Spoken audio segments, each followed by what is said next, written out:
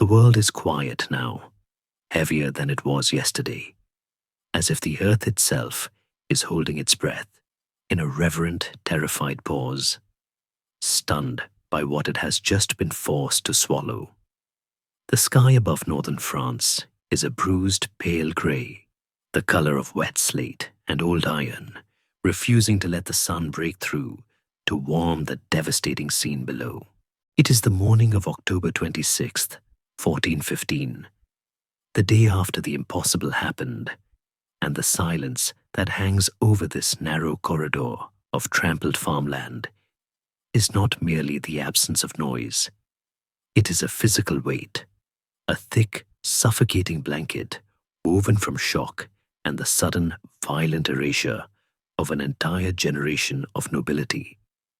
Before we step further into this mist, into the cold, damp reality of a history that changed the world, before you get comfortable, take a moment to like the video and subscribe. But only if you genuinely enjoy what I do here. Let me know your city and local time in the comments so we can see where everyone is listening from. Now, close your eyes and let the modern world dissolve into the shadows of your room. Let the hum of electricity fade, replaced by the damp, earthy scent of autumn leaves decaying in the rain, the sharp tang of wood smoke drifting from a distant, dying campfire, and the metallic, coppery taste of the air that always lingers after a storm. Imagine you are standing there, your boots sinking slightly into the soft, treacherous clay of the Pas de Calais. The air is cold, a biting chill that seeps through wool and linen, settling deep in the marrow of your bones. The kind of cold that feels ancient, as if the winter has arrived weeks early to shroud the dead.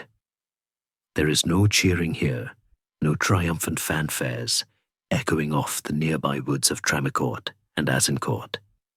That is the first myth we must gently peel away, the idea that victory, even a miraculous one, feels like joy in the immediate aftermath. It does not. It feels like exhaustion. It feels like a dream you cannot quite wake up from. The English army, the victors of this muddy catastrophe, are not dancing. They are huddled in silence, shivering, their bodies lean and wasted from weeks of dysentery and marching, their eyes wide and hollow as they look out across the field.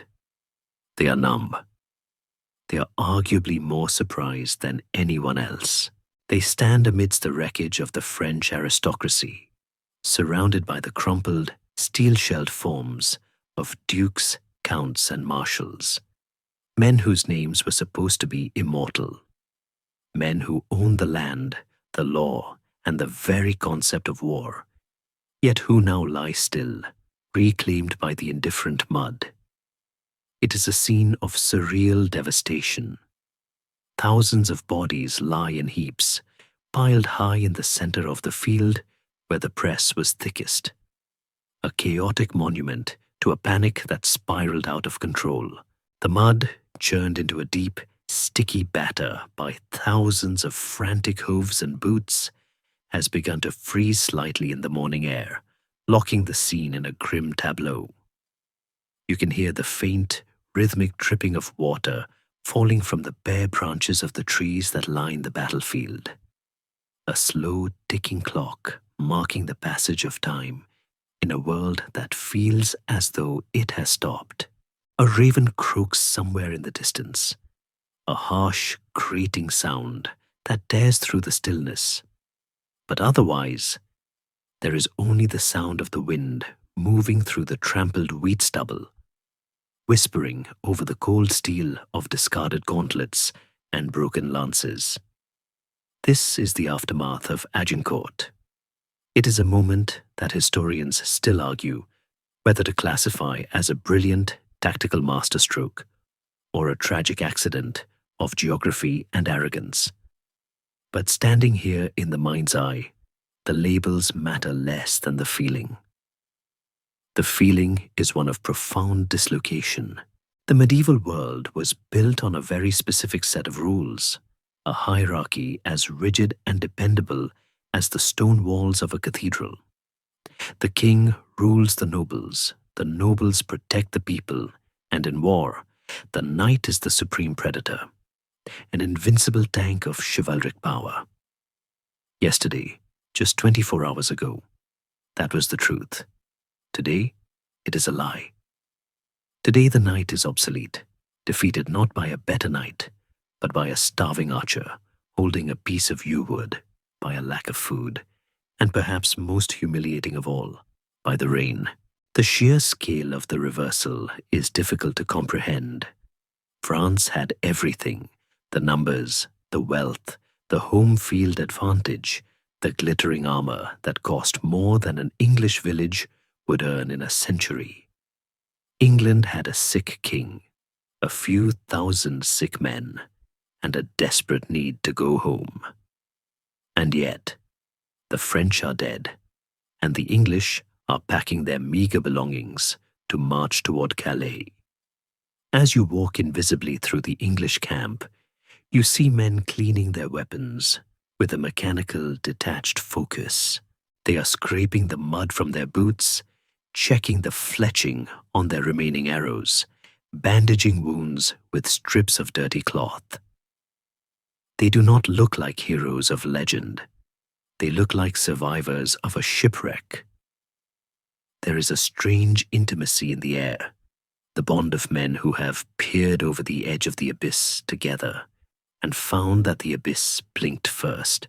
You might see a young archer, no older than 18, staring at a gold ring he has pulled from the finger of a fallen count, turning it over and over in his rough, dirt-stained hands, unable to process that this object, worth more than his entire life's labor, is now his, simply because he stood his ground in the mud. He doesn't smile. He just stares, bewildered by the sudden fluidity of fate. The sensory details of this morning are vivid and unromantic. The smell is complex.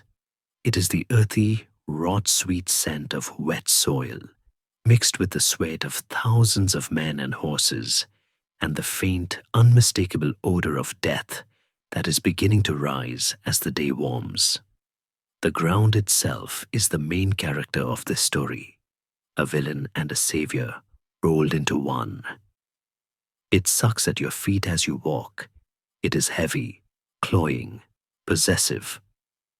It is the clay that killed the French knighthood, holding them down when they fell, filling their visors, weighing down their limbs until they could no longer rise.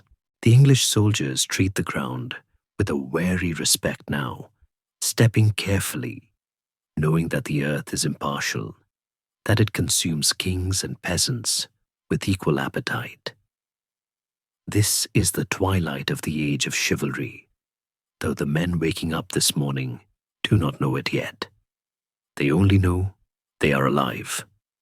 The grand narrative of Agincourt, the speeches of Shakespeare, the glory of "we happy few," those are for the future, for the poets and the playwrights who will turn this muddy, bloody ordeal into golden verse.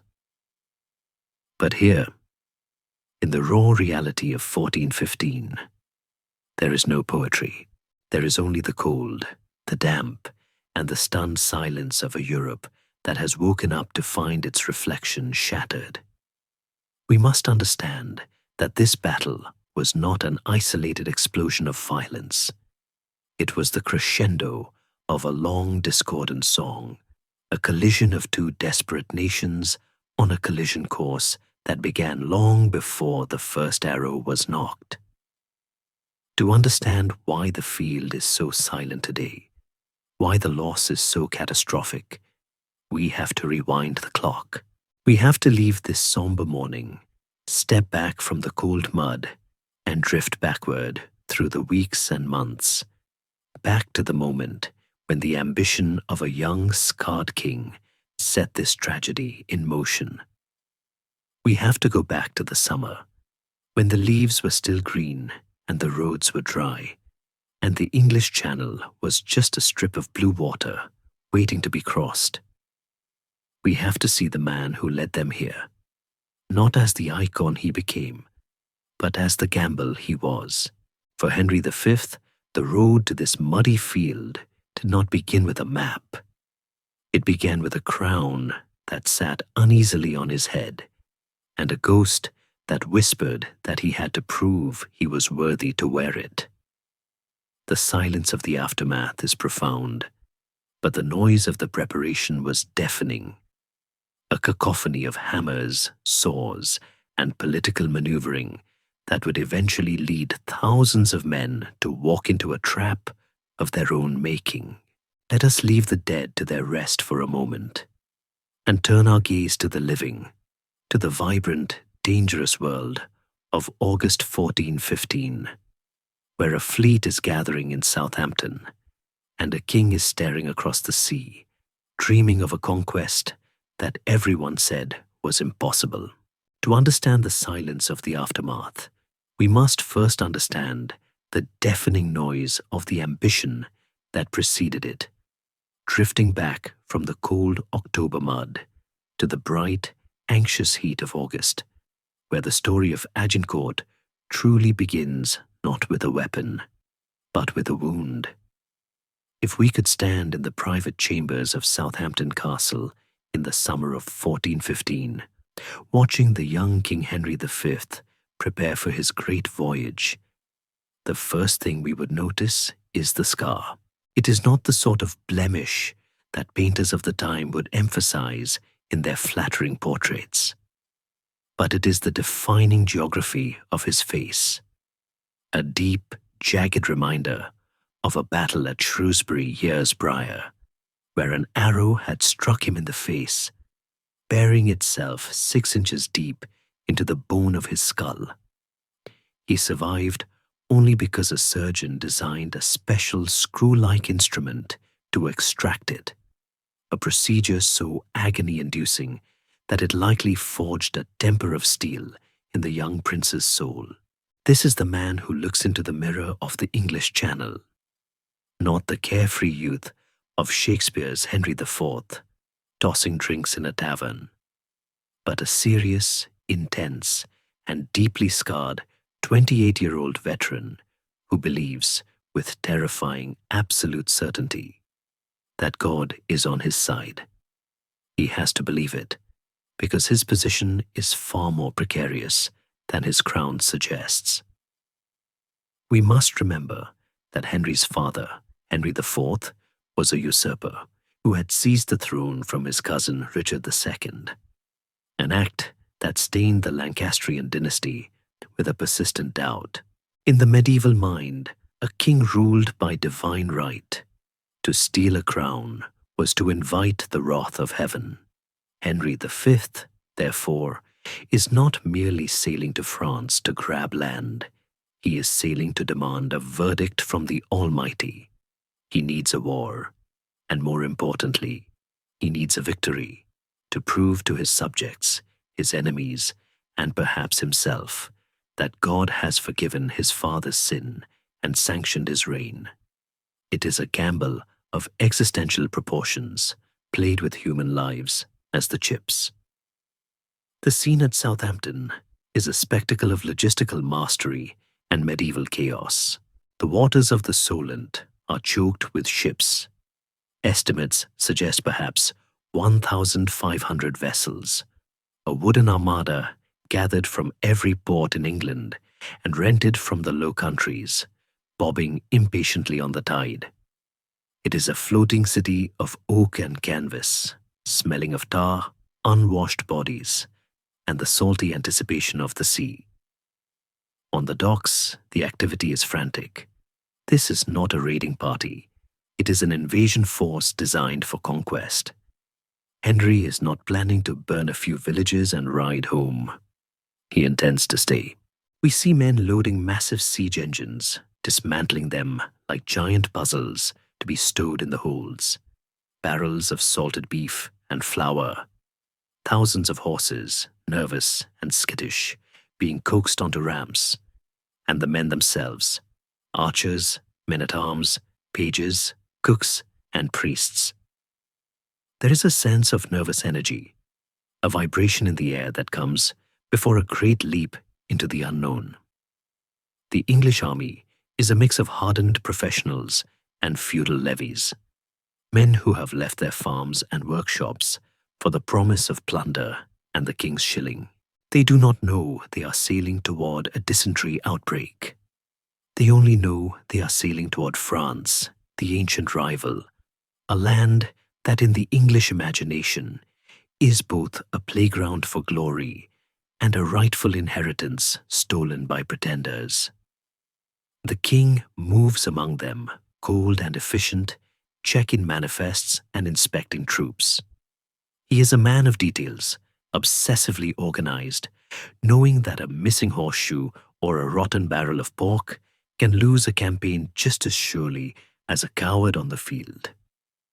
He is also a man of secrets. Just days before departure, he uncovered and ruthlessly crushed a plot against his life by his own nobles, the Southampton plot, executing the conspirators with a swift brutality that sent a clear message: there will be no turning back, and there will be no mercy for dissent. When the fleet finally launches, it is a sight that would turn the stomach of any observer on the French coast. A forest of masts moving across the horizon, the sails painted with the arms of England and France quartered together. A visual declaration of war snapping in the wind. The crossing is smooth, the channel for once cooperating with the invaders, and on the 14th of August, the English fleet drops anchor in the mouth of the Seine estuary, near the Chef de Côte. The landing is slow and unopposed, a fact that surprises the English commanders. France, the giant across the water, seems asleep. But France is not asleep. It is delirious. It is crucial to understand that Henry chose his moment with the precision of a surgeon inserting a blade. France is currently tearing itself apart in a vicious civil war between two noble factions, the Armagnacs and the Burgundians, while their king, Charles VI, suffers from bouts of madness so severe he sometimes believes he is made of glass and will shatter if touched. It is the perfect time for an invasion. The English army disembarks onto the stony beaches, the horses whinnying as their hooves touch solid ground after days of rocking swells. The air here smells different, sweeter perhaps, with the scent of the marshes and the rich, fertile soil of Normandy. But as the men set up camp, dragging crates and armor through the surf, there is an eerie quiet to the countryside. They are intruders here, small figures on the edge of a vast, hostile map. Henry kneels on the beach, likely in prayer, but his eyes are on the horizon. His target is nearby, the port city of Harfleur. It is the key to Normandy, a heavily fortified jewel that controls the traffic of the Seine. Taking it will give him a foothold. Failing to take it will end his reign in humiliation. He expects a quick siege, a sharp demonstration of power that will bring the French to the negotiating table or open the road to Paris. He does not know that he is stepping into a biological trap. He does not know that the marshes surrounding Harfleur are a breeding ground for bacteria that will kill more of his men than French swords ever could. For now, there is only the optimism of the start, the shine of the armor, the flapping of banners, and the belief that the right of kings is a shield against misfortune. Historians still argue whether Henry truly intended to march all the way to Calais from the start, or if the march that led to Agincourt was a desperate improvisation born of later necessity. But looking at him on that beach, surrounded by his band of brothers, long before the poetry was written for them, One thing is clear. He is a man who has burned his bridges. The ships will eventually be sent home. The army will be alone in enemy territory. The gamble has begun, and the stakes are the crown of France or a shallow grave in foreign soil. The mood is high, the summer sun is warm, and the knights joke about the quality of French wine they will soon be drinking. They are unaware that the season is turning, and that the heat of August is merely a prelude to the wet, deadly rot of October. The king mounts his horse, the armor clanking softly, a sound that will become the rhythm of their lives for the next 2 months. They turn their backs to the sea and march inland towards the walls of Harfleur, where the first cracks in their confidence and their bowels will begin to appear. The walls of Harfleur rise from the marshes like a challenge carved in stone, thick, imposing, and aggressively unimpressed by the English banners fluttering in the stagnant air below. If Henry V stood on the beach in August dreaming of a swift, glorious campaign, the reality of September is a suffocating, humid nightmare that tastes of salt water and rot. The siege of Harfleur, intended to be a sharp, decisive opening move, a kick to the door of France, has instead become a slow, grinding conversation between English gunpowder and French masonry. For weeks, the air has been filled with the terrifying rhythmic booming of Henry's great guns, massive iron tubes with names like the King's Daughter and the Messenger, hurling stone balls the size of pumpkins against the ramparts. It is a new sound in warfare, a thunder that doesn't wait for lightning, shaking the ground and the nerves of the men huddled in the trenches. But the walls of Harfleur are stubborn, and while the stone breaks, it does not fall fast enough. And while the English wait for the walls to crumble, something else is crumbling inside their own camp. Their bodies, the geography that made Harfleur a strategic prize, its position at the mouth of the Seine, surrounded by wetlands, makes it a biological death trap for a besieging army in late summer. The heat is oppressive, a wet, heavy blanket that traps the stench of the latrines, the refuse of thousands of men, and the rotting vegetation of the tidal marshes. The soldiers are living in the mud, drinking water that is likely tainted before it even touches their lips, and feasting on shellfish gathered from the polluted shallows. It starts slowly, a few men complaining of stomach cramps, a fever that won't break, a weakness in the legs, but soon it sweeps through the tents with a speed that no cavalry charge could match. The medieval chroniclers call it the bloody flux, a polite, archaic name for dysentery. But there is nothing polite about the reality. It is a disease of utter humiliation, stripping a man of his strength, his dignity, and finally his life, dissolving him from the inside out while he lies helpless on a sodden pallet. It does not discriminate. The sickness walks into the silk pavilions of the dukes and the rough wool tents of the archers with equal indifference. It claims the Earl of Arundel and the Bishop of Norwich, men of immense power who find that their lineage offers no protection against the bacteria in the water. The camp, once buzzing with the martial energy of invasion, transforms into a sprawling, open-air hospital. The sound of polishing armor is replaced by the groans of the sick and the low murmurs of priests administering last rites. The smell becomes unbearable.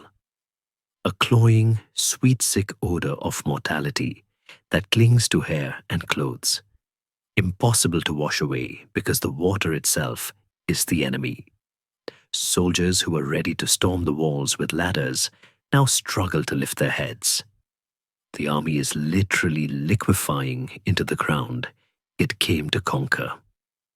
By the time the town finally surrenders on September 22nd, the victory feels hollow, like a fruit that has rotted before it could be plucked. The gates of Harfleur open, and the famished, terrified citizens walk out. But the English army that walks in is a ghost of the force that landed in August. They are gaunt, pale, and exhausted. Henry, in a gesture of calculated humility and religious devotion, enters the town barefoot to offer thanks at the church of Saint Martin, walking over the cobblestones with the solemnity of a pilgrim.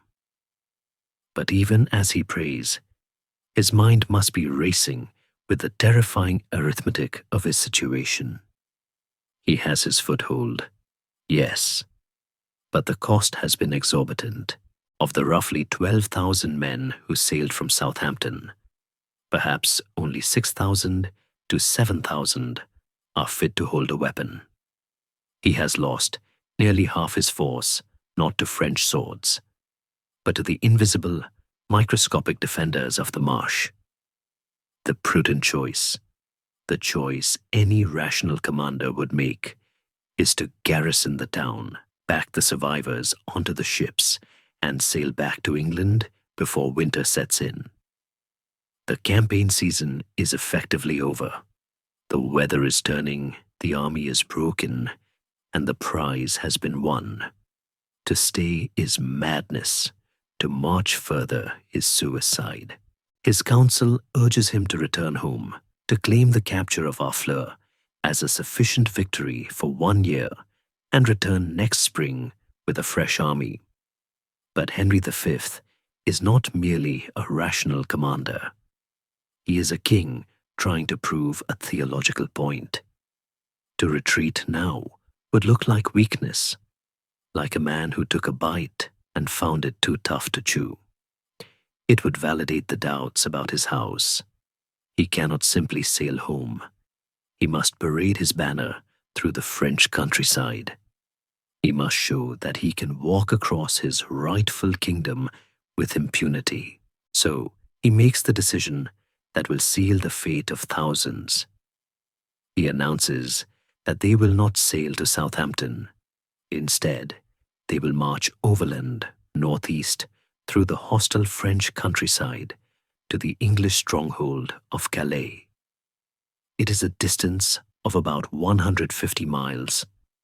A journey he estimates will take 8 days, a week's promenade, a short, sharp raid to assert dominance before catching the boat home from a different port.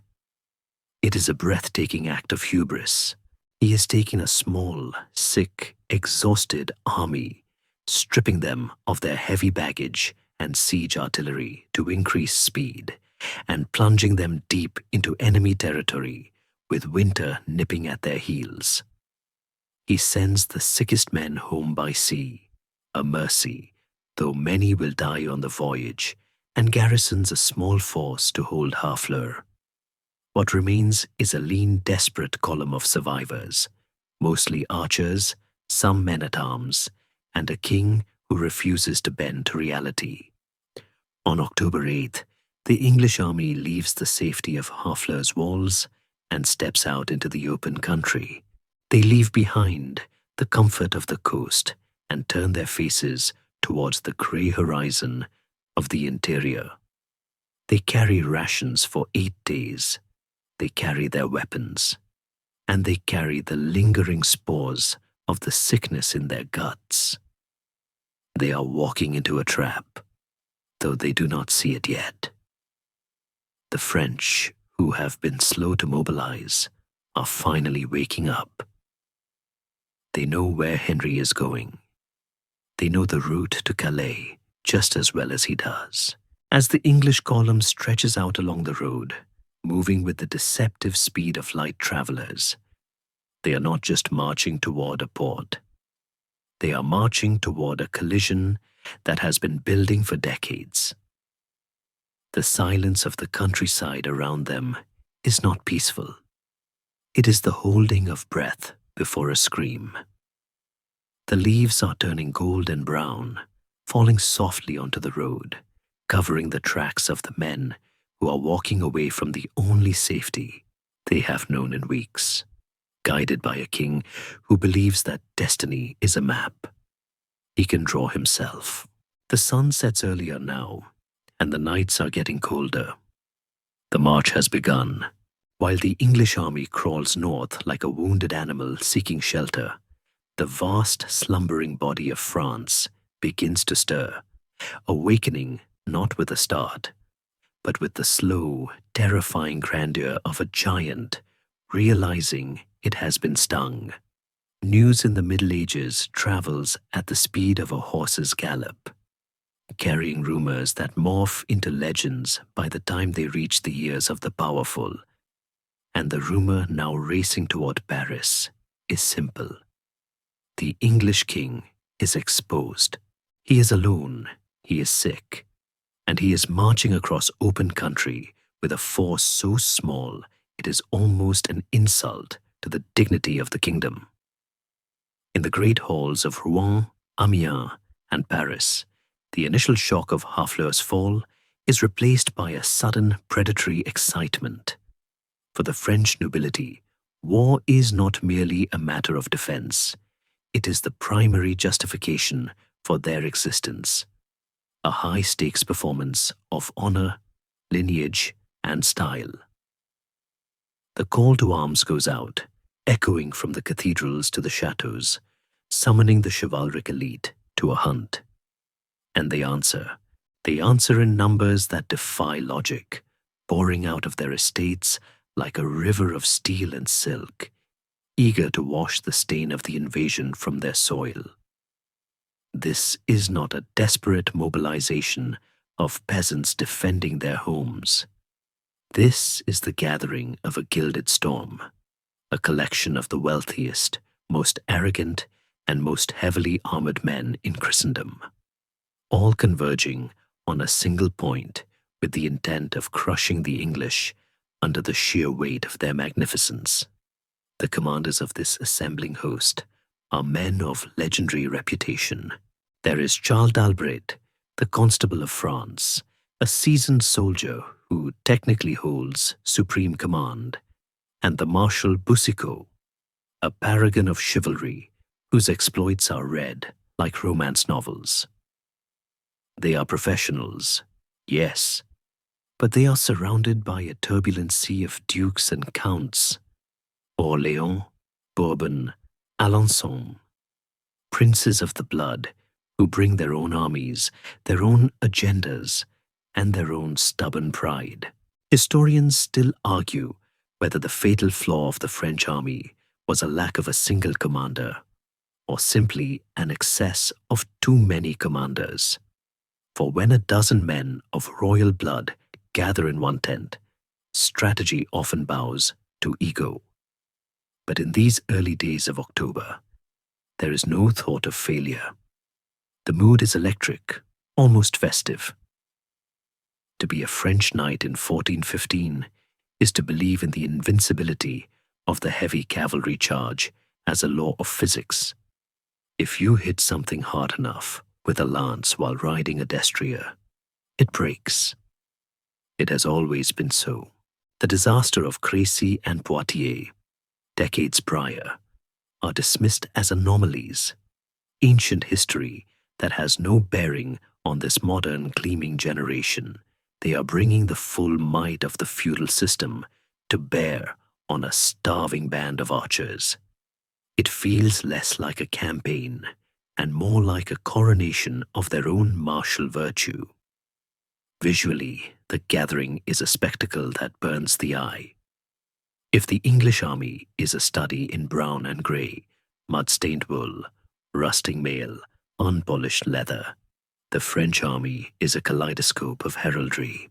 The roads of Picardy become choked with baggage trains that stretch for miles, carrying not just weapons, but the necessities of noble life. Velvet pavilions, silver plates, casks of fine bone wine, extra suits of armor for tournaments, and chests of gold to pay ransoms or reward followers.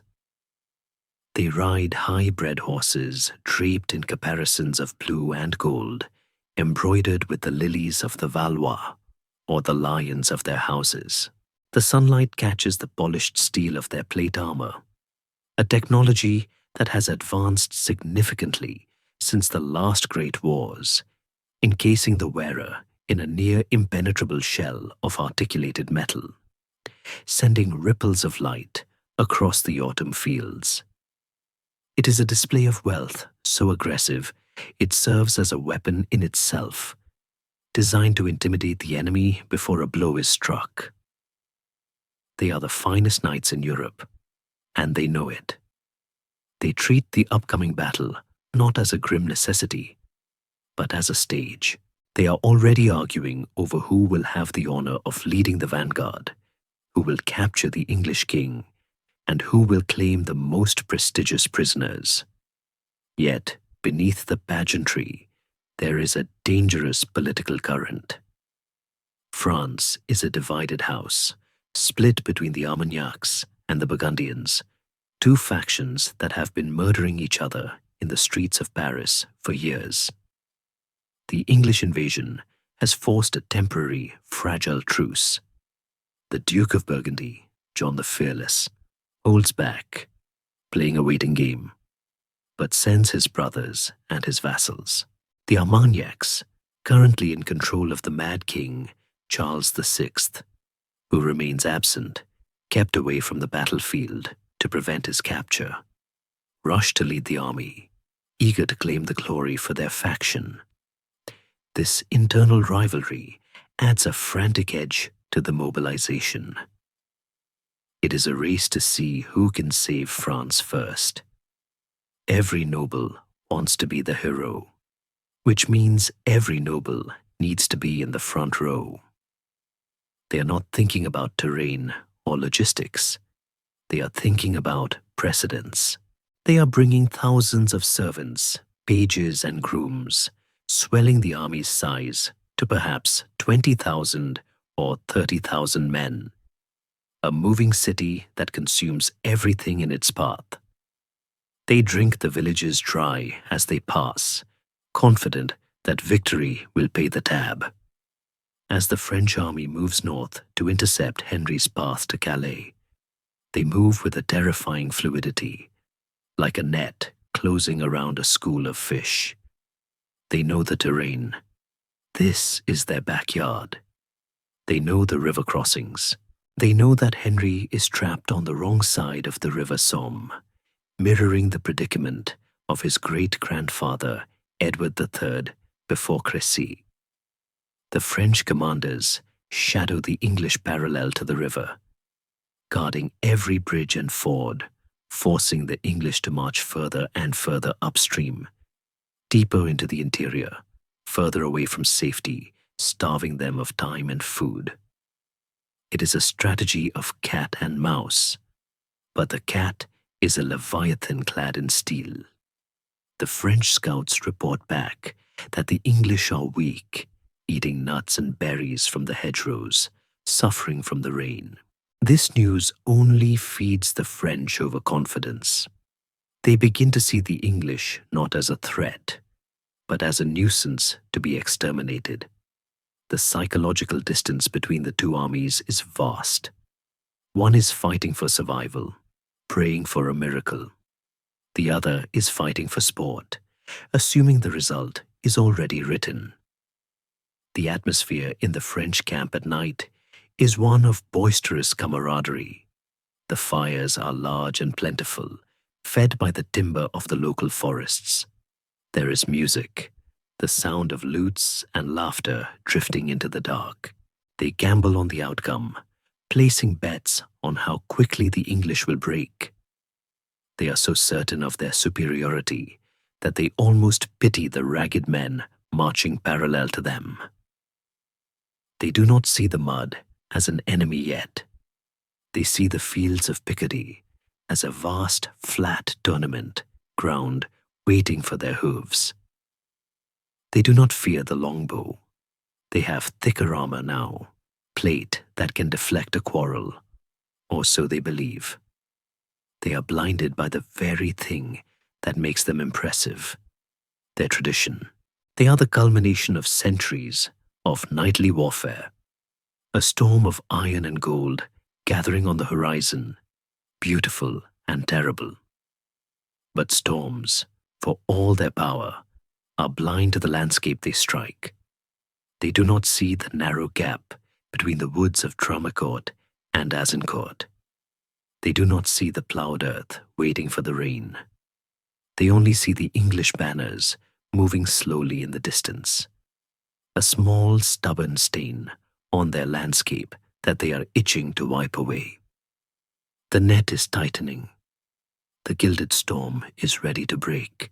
The chase ends, not with a bang, but with a sudden, chilling realization of proximity. For weeks, the two armies have moved like dancers, separated by a river, shadowing each other's steps. But on the 24th of October, the music stops. The English, having finally forced a crossing over the Somme in a desperate, lung-busting dash, have turned north again, hoping to slip past the French net. But as they crest a ridge near the village of Plongy, the horizon, which should be empty, is suddenly a forest of steel. The French are there. They have outmarched the English, crossing the Turnwise River first and swinging around to block the road to Calais. There is no more maneuvering, no more clever feints. The path ahead is blocked by a wall of men and horses that stretches across the valley. Henry V halts his column. The scouts ride back, their faces pale, confirming what every man in the ranks can already feel in the pit of his stomach. They are trapped. The English king orders his men to camp where they stand, in the open fields near a small village called Maisoncelles. The French, confident and leisurely, settle into their positions a mile away between the woods of Agincourt and Agincourt. Night falls, but it brings no comfort. It brings the rain. It is a cold, persistent downpour, the kind that soaks through wool and leather in minutes, chilling the skin and turning the earth into a slick, miserable paste. Under this weeping sky, the two camps present a study in stark, terrifying contrast. In the French lines, the mood is one of aggressive celebration. They are at home, they are well fed, and they outnumber the enemy by at least 3 to 1. Some contemporary sources claim 5 or 6 to 1, a disparity that makes the coming dawn feel like a formality. Their fires roar against the drizzle, casting long, dancing shadows of knights drinking wine and boasting of the prisoners they will take. The noise of their camp drifts across the wet fields, shouts, laughter, the neighing of thousands of spirited horses, the clatter of servants polishing armor. It is the sound of a party before a hunt. They are so close that the English can hear them calling out to one another. Some French nobles, eager to ensure they have the best spot for the charge, spend the night sitting on their horses in the rain, afraid to give up their place in the vanguard, letting the mud soften beneath their hooves for hours, unaware they are digging their own graves. Across the dark, rain-swept void, the English camp is a place of profound, haunting silence. Henry has ordered strict discipline. No noise, no unnecessary movement. Silence is a defense. It hides their small numbers and conserves their dwindling energy. There are no roaring fires here, only small smoky flickers that offer little heat. The men sit on the wet ground, huddled together for warmth, chewing on the last of their dry bread and hazelnuts. They are soaked to the bone, many still suffering from the dysentery that has plagued them for weeks. They can hear the French celebration. It mocks them from the darkness. Every burst of laughter from the enemy lines is a reminder of the odds. These men are not fools. They know that by all the rules of war, they are dead men walking. The longbowmen, the backbone of this ragged force, are busy with a task that seems almost ritualistic in the gloom. They are waxing their bowstrings to keep them dry and unstrapping the sheaves of arrows, checking each shaft for straightness. A warped arrow is useless. A wet string snaps. In the silence, the small sounds are amplified. The scrape of a knife on wood, the murmur of a confession. For this is a night of the soul. The priests move through the English lines like ghosts, hearing the sins of men who expect to meet their Maker in the morning. There's no boasting here, only the quiet, desperate bargaining of the doomed. If I survive, I will light a candle. If I see my wife again, I will be a better man. Henry V moves among them, not as a distant monarch, but as a captain. He is a silhouette in the rain, speaking softly, checking pickets, ensuring the sentries are awake. He knows the morale is brittle. He hears a knight, Sir Walter Hungerford, wish aloud for 10,000 more brave archers from England. Henry's rebuke is legendary, though perhaps polished by history. He tells the man he would not have a single extra man, for if they are to die, it is God's will, and if they are to live, the fewer men, the greater the share of honor. It is a brilliant piece of psychology, turning their isolation into exclusivity. He reframes their impending doom as a divine lottery ticket. But even the king must feel the cold. He knows he has backed his army into a corner from which there is no escape but victory or death. The geography of the night is closing in. The distance between the two armies is less than a mile, a terrifyingly intimate space. The ground between them, a plowed field planted with winter wheat, is being relentlessly soaked by the rain. Every drop that falls adds to the viscosity of the soil, turning the topsoil into a layer of grease and the clay beneath into a suction cup. The French are camped on the northern end, blocking the exit. The English are on the southern end. The woods on either side act as walls, creating a natural corridor, a funnel. In the dark, the trees seem to press closer, narrowing the world down to this single strip of mud. The wind picks up, blowing the rain into the faces of the English sentries. It is a miserable, sleepless night. The English archers, many of whom are barefoot or wearing worn-out shoes, try to keep their feet warm, knowing that tomorrow they will need to stand firm in the mud to draw their heavy bows. They check their stakes. Long, sharpened poles of wood they have been ordered to carry. These stakes are their only defense against the crushing weight of the French cavalry.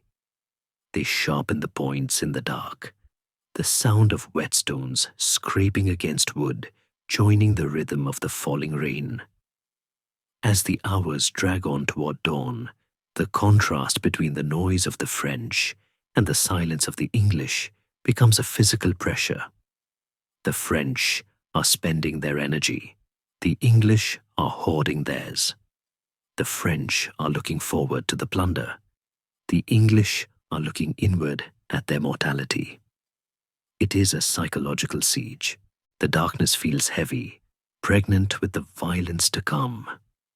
Every man on that field, noble or commoner, knows that the sun will rise on a different world. For some, it will be a world of glory. For others, a world of silence. But as the first grey light begins to bleed into the eastern sky, revealing the wet, mist-shrouded outline of the opposing force, the waiting finally ends. The laughter in the French camp dies down, replaced by the clatter of serious preparation. The English rise from the mud, stiff and cold, shaking out their limbs. The rain lightens to a mist. The field is revealed. A brown, sodden expanse of earth that looks innocuous enough, but which will soon become the most famous killing ground in history. The whispers in the dark fade away. The time for talking is over. The time for the mud to do its work has begun. The sun does not rise over Agincourt so much as the darkness simply recedes, peeling back like a grey tide to reveal the stage where the final act will be played.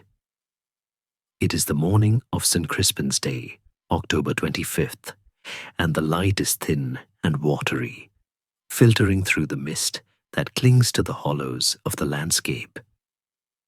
As the English army stands to, shivering in the damp air, the geography of their predicament becomes terrifyingly clear. They are standing at the southern end of a rectangular clearing, a corridor of open farmland bounded on the left by the woods of Tramicourt and on the right by the woods of Agincourt. These two forests are the silent architects of the coming slaughter, for they taper slightly inward, creating a natural funnel that narrows the battlefield to a width of perhaps 750 to 900 meters. For a massive army, this is a suffocating constriction. For a small one, it is a lifeline. Henry V, staring out across the sodden field with the eye of a man who has no other options, recognizes the geometry immediately. The woods protect his flanks.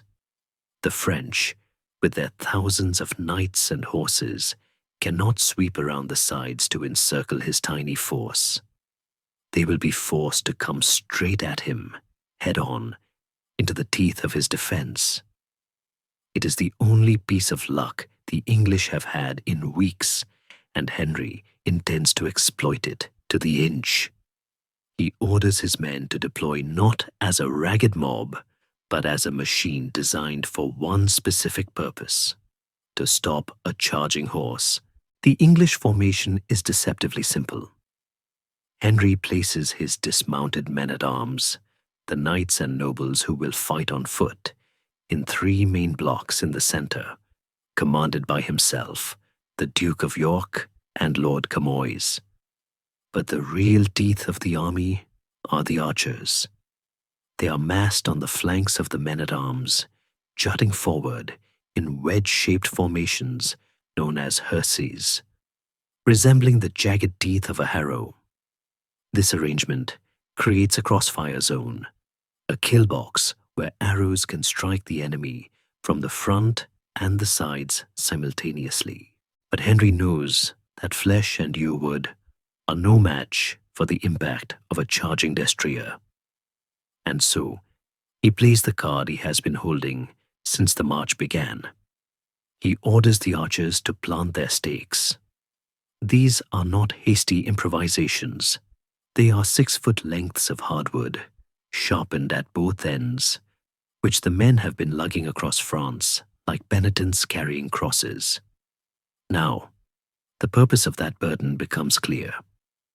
The archers hammer the stakes into the soft earth at a 45-degree angle, pointing toward the enemy, creating a thicket of wooden spikes chest-high to a horse. It is a portable fortification, a peasant's answer to a prince's charge. Once the stakes are set, the archers step back amongst them. They have transformed the open field into a porcupine, a defensive posture that says, quite clearly, "Come and get us." Across the field, 1,000 yards away, the French are arranging themselves with all the chaos and noise of a crowded theater where everyone wants the best seat.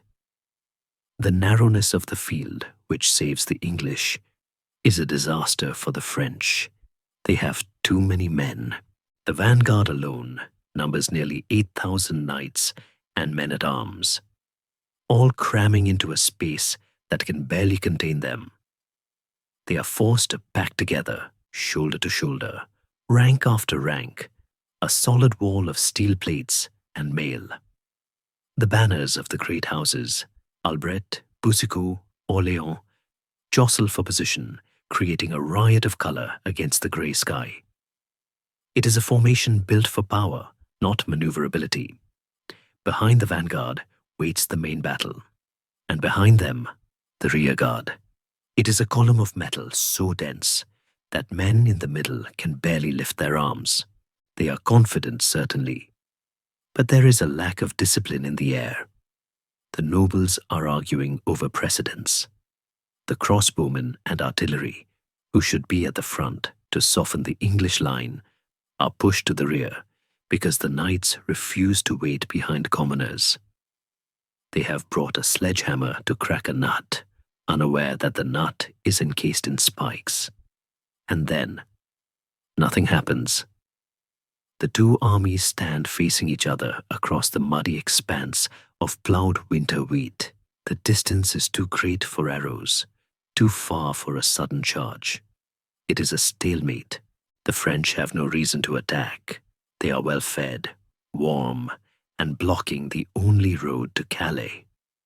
They can simply wait for the English to starve or collapse from exhaustion. For 4 agonizing hours, from roughly 7 until 11 in the morning, the two sides just stare at one another. The silence returns, heavier this time. The English soldiers standing in the mud are freezing. They have no food. If they stand here all day, they will be too weak to fight by sunset. Henry realizes that the French are not going to take the bait. They are content to let him rot. He has to do something irrational. He has to force the issue. In a decision that must have terrified his commanders, Henry orders the most dangerous maneuver in medieval warfare. He orders his army to uproot their stakes and advance. It is a moment of supreme vulnerability. If the French cavalry charges while the English are moving, while the stakes are out of the ground and the archers are walking, the battle will be over in minutes. It will be a massacre. In the name of Almighty God and St. George, advance banner, Henry cries. The English line shuffles forward. It is a slow, disciplined walk. The archers pull their stakes from the mud, hoisting the heavy timber, and step out into the open. They march across the sodden field, closing the distance. They walk until they are within roughly 300 yards of the French line, the extreme effective range of the longbow. It is an act of breathtaking audacity, like a man walking up to a sleeping lion and flicking its nose. And incredibly, the French do nothing. Perhaps they are surprised. Perhaps they are arguing. Perhaps the mud makes them sluggish. Historians still argue whether the French commanders simply couldn't see the movement clearly through the press of their own men, or if they arrogantly believed the English were bringing themselves closer to the slaughter. Whatever the reason, they watch as the English halt, replant their stakes, and reset the line. The trap is now primed. The English are within striking distance. The geometry is locked. The English archers, breathless from the move but fueled by adrenaline, step behind their new wall of wood. They are close enough now to see the individual faces of the French knights, to see the steam rising from the horses' nostrils. The intimacy of the violence is established. Henry signals. A ripple runs down the English line as thousands of yew-bows are raised. The first volley is not meant to kill. It is meant to provoke. It is a teasing volley, a sudden stinging rain of iron that clatters against the French armor like hail on a tin roof. It is an insult. It breaks the spell of the morning. In the French lines, the patience snaps. The knights, stung by the arrows, and the sheer insolence of this tiny, ragged army, lower their visors. The discipline dissolves into rage. The ground, already churned and soft, waits for the impact. The geometry of the death trap is set. Now the victims must step into it. The waiting is over.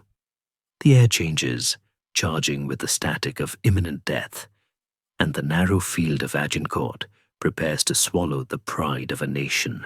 The silence shatters not with a cheer, but with a rumble that vibrates in the soles of the English boots, a tremor rising through the earth, as if the ground itself is shuddering in anticipation. The French cavalry, stung by the insolence of the archers and the bite of the arrows, has launched its charge. On the wings of the French army, the mounted knights spur their destroyers forward, screaming their war cries, Montjoie, Saint-Denis. It is a sight designed to stop the heart, a wave of moving iron, thousands of pounds of horse and man accelerating toward the thin line of stakes. In the dry, firm fields of a tournament, this charge would be unstoppable, a kinetic hammer blow that would smash through the English ranks like glass.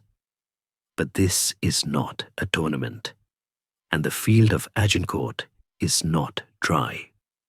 As the horses gather speed, the physics of the battlefield begin to wage their own war against the French.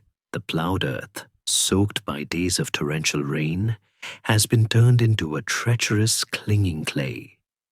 The heavy hooves of the war horses, driving down with immense force to generate speed, do not find purchase. They punch through the crust and sink deep into the mire. The charge does not thunder, it squelches. The momentum, which is the cavalry's greatest weapon, is leached away by the soil with every stride. What should be a gallop becomes a labored, terrified lurching. The beasts are working twice as hard to move half as fast, their eyes rolling in panic as the ground sucks at their legs, dragging them down into a slow-motion nightmare. As the cavalry closes the distance, struggling against the suction of the mud, they run headlong into the psychological wall of the English stakes. Horses are not suicidal. They will not throw themselves onto sharpened timber, no matter how hard their riders spur them. Confronted by the bristling hedge of wooden spikes, the mounts instinctively swerve, rearing and bucking to avoid impalement.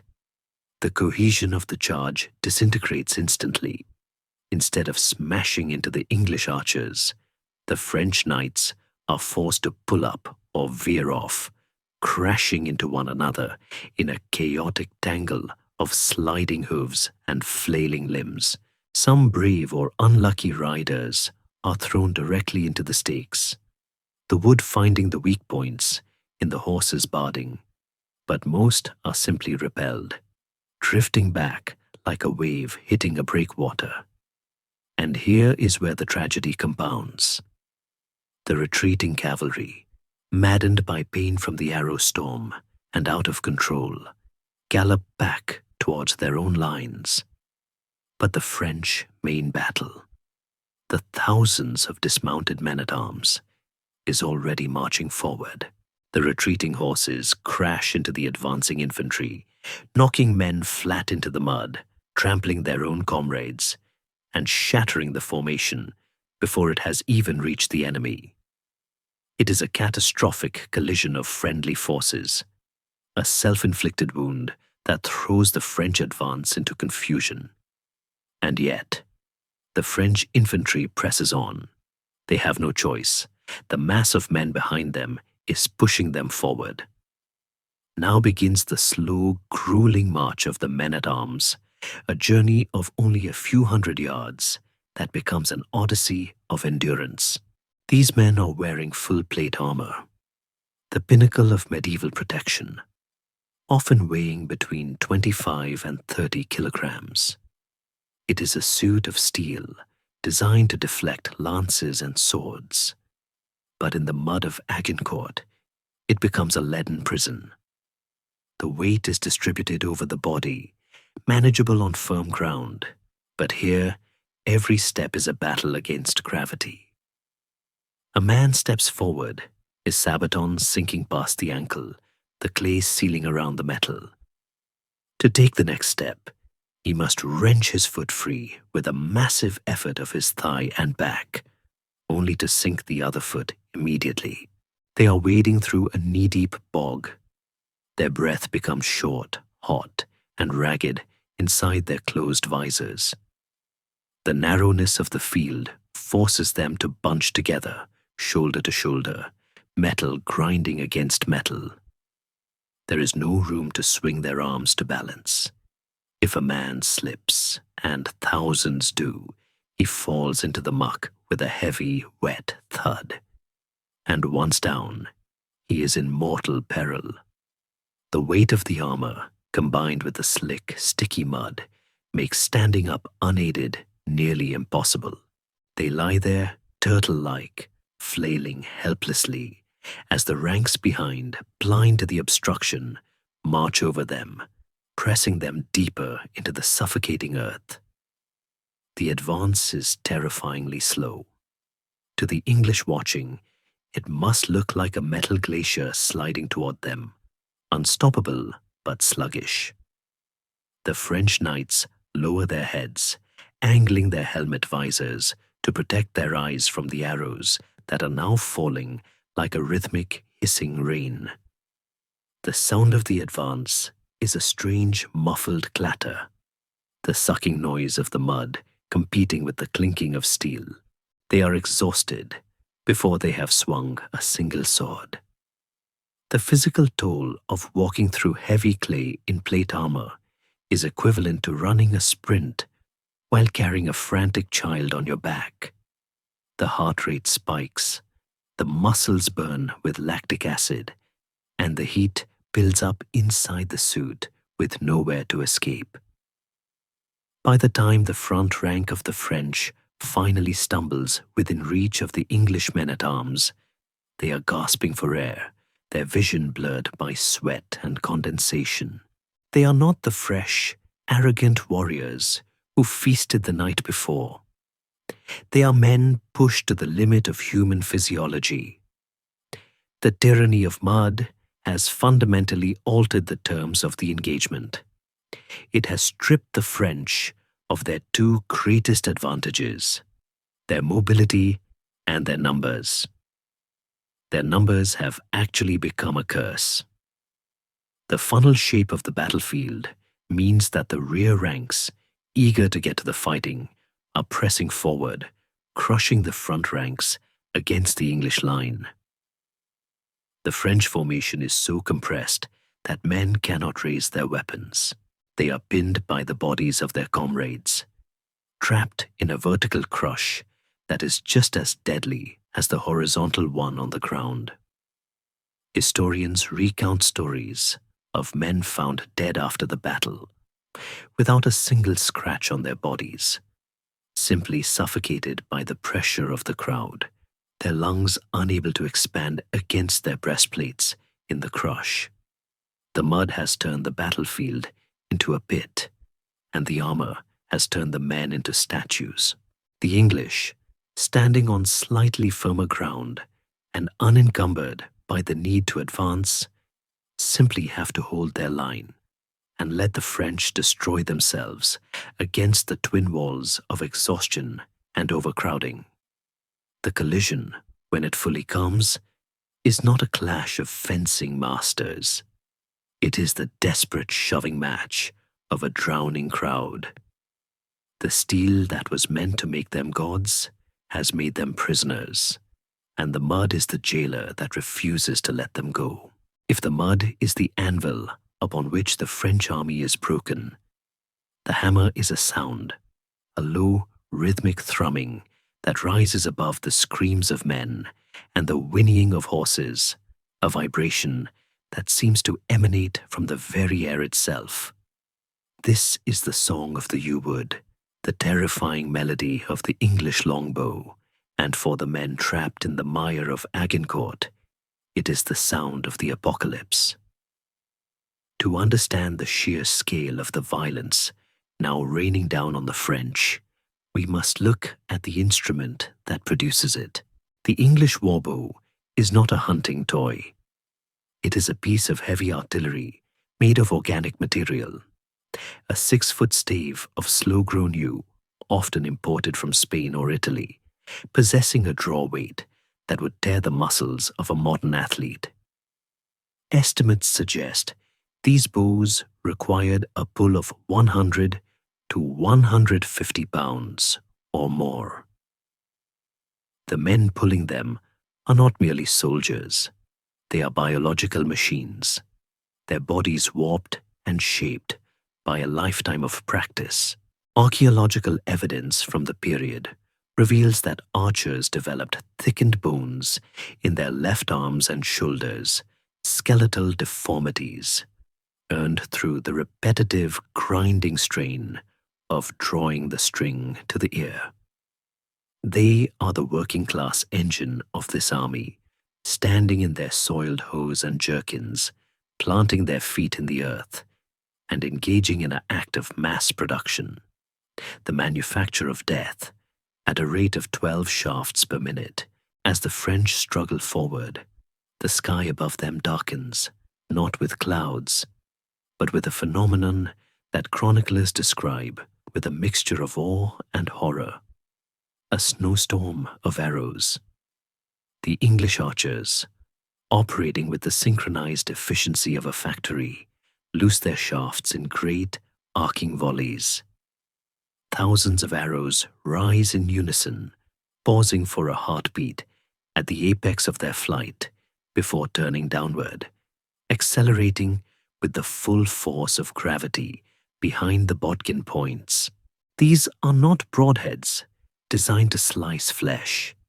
They are heavy, chisel-shaped tips of hardened steel designed to punch through mail and padding. When they descend, the sound is like the tearing of a giant sheet of canvas, a high-pitched hiss that ends in the wet thud of impact or the metallic clang of glancing steel. For the French knights, trudging through the knee-deep clay, there is nowhere to hide. They lower their heads, hunching their shoulders to present the curved surfaces of their helmets and pauldrons to the storm, praying that the steel holds. This brings us to one of the most contentious points of the battle's history, where modern science meets medieval myth. Historians still argue whether the longbow arrows could actually penetrate the thickest parts of the highest quality French plate armor, the breastplates and helmets, at a distance. Some tests suggest that a direct hit from a heavy warbow could indeed pierce plate, driving the point into the chest or throat. Others argue that the steel of the Milanese or German armor worn by the wealthiest dukes would have shattered the arrow shafts. But in the chaos of Agincourt, this debate becomes academic. The arrow does not need to pierce the breastplate to be fatal. It only needs to find a gap. The human body, even when encased in steel, has hinges: the armpits, the groin, the inside of the elbows, the neck, and the eyes. The sheer volume of fire, tens of thousands of arrows falling every minute, means that statistically, every gap will eventually be found. A knight raises his arm to shield his face, and an arrow takes him in the unarmored mail under the armpit. He turns his head to shout an order, and a shaft slides through the slit of his visor. The arrow storm works like water, flowing into every crack, every weakness, punishing any exposure with instant blinding pain. However, the most devastating effect of the longbow is not on the men, but on the horses. The French cavalry, having retreated and now milling about or trying to push through the infantry, are riding beasts that are largely unarmored compared to their riders. A horse is a large target, a panic-prone creature of instinct. As the arrows are rained down, they strike the animals in the flanks, the necks, and the chests. The result is absolute bedlam. Wounded horses, mad with pain, become uncontrollable battering rams. They rear up, throwing their riders into the suffocating mud. They bolt sideways, crashing into the organized ranks of the infantry, knocking men over like bowling pins. A fallen knight in the mud is a dam in the river of the advance. A fallen horse is a boulder. The English archers, seeing the effect, adjust their aim, deliberately targeting the mounts to create maximum disruption. It is a cruel, pragmatic tactic that strips the nobility of their elevation. The knight, once dismounted and wallowing in the clay, is no longer a superior being. He is just a man in a can, struggling to breathe. The psychology of this bombardment is shattering. To be under fire from a longbow is to be helpless. You cannot fight back. You cannot see the eyes of the man killing you. You can only keep moving forward, head down, while the person next to you suddenly jerks and falls, an arrow quivering in their throat. The noise is relentless, the thrum, his thud, repeating over and over, a metronome of attrition. The English archers are stripping the French army of its cohesion layer by layer. They are shooting until their fingers bleed, drawing from sheaves thrust into the ground at their feet, calling for supply runners to bring more bundles from the wagons. It is a moment of terrifying inequality. The finest aristocracy of France, men who have spent fortunes on their panoply of war, are being dismantled by peasants holding sticks of yew. The arrow storm acts as a compressor, forcing the French to bunch even tighter together to avoid the missiles, driving them further into the fatal crush of the center. The deadly mathematics of the longbow are simple. More arrows in the air equals less space on the ground. As the English quivers begin to empty, the nature of the sound changes. The rhythmic volley fire gives way to individual, predatory shooting. Archers pick their targets now, looking for the glint of gold, the crest of a helmet, the stumble of a wounded man. The range has closed. The French are no longer a distant mass. They are a wall of steel pressing against the stakes. The arrows are fired at point-blank range with terrifying force. At 10 yards, a bodkin point hits with the energy of a sledgehammer. But the arrows cannot last forever. The supply is finite. As the last shafts are loosed, a new sound begins to rise from the English line. Not the hum of strings, but the rustle of movement, the drawing of swords, and the hefting of darker, cruder weapons. The archers, their arms burning, their ammunition spent, do not retreat. They look at the exhausted, mud-caked, arrow-riddled mess stumbling toward them, and they realize that the time for shooting is over. The song of the yew wood fades, replaced by the heavy, wet breathing of thousands of men about to collide. The storm has done its work. Now the butchers must step into the mud to finish it. When the two armies finally touch, the sound is not the ringing clash of heroic fiction, but a sickening, dull thud. The noise of heavy bodies slamming into a solid object, followed instantly by the grinding screech of plate armor shearing against plate armor. The French vanguard, battered by arrows and exhausted by the mud, does not crash into the English line with the momentum of a wave. It leans into them with the crushing, suffocating weight of a collapsing building. The English men-at-arms, braced behind their wall of stakes and shields, step forward to meet the impact, thrusting their shortened lances and heavy swords into the gaps of the oncoming mass. But the true violence of this moment is not found in the sharpness of the blades. It is found in the pressure. The French army has become a victim of its own colossal size. The thousands of men in the rear ranks, blind to the slaughter happening at the front and desperate to claim their share of the glory, continue to push forward, driving their comrades ahead of them into the English spears like cattle into a pen. The formation compresses with terrifying speed. The space between men vanishes. Arms are pinned to sides. Shields are locked together. Not in defense, but in a chaotic tangle that prevents anyone from moving. In the center of the French line, the density becomes so extreme that it defies the laws of combat. Men-at-arms, trained from birth in the art of the duel, find themselves unable to lift their weapons. They are trapped in a standing press, squeezed so tightly by the bodies of their friends that their ribs threaten to crack. Panic begins to set in, a primal, claustrophobic terror that rises as the air grows hot and stale inside their closed helmets. They scream for the ranks behind to move back, to stop pushing, but their voices are lost in the din of steel and the roar of the crowd. And then the falling begins. As the front ranks are struck down by the English defenders, they do not have the space to fall backward or sideways.